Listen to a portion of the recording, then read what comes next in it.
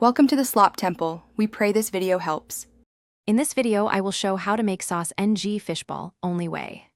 Start by combining 1/2 cup ketchup, 2 tablespoons soy sauce, 2 tablespoon vinegar, 1 tablespoon sugar, and 1 tablespoon cornstarch in cold water. Heat a small saucepan over medium heat and whisk the mixture until it thickens and turns glossy. Taste and adjust salt, sugar, or heat with chili flakes. This sauce clings well and improves with a few minutes of resting. Warm, friendly tip: always make the slurry in cold water first to avoid clumps and get a silky finish. Use medium heat and steady whisking so the sauce thickens evenly without burning. If your sauce becomes too thick, stir in a splash of hot water. If too thin, simmer gently until it reduces. Taste often and balance salt, sugar, and acidity to suit your preference. If you're enjoying the video, please subscribe and like. It really helps the channel grow.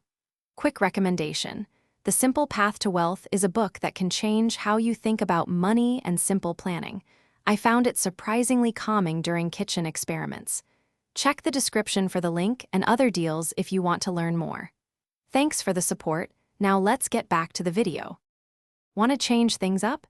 Add chili flakes or sriracha for spice, or minced garlic for savory depth.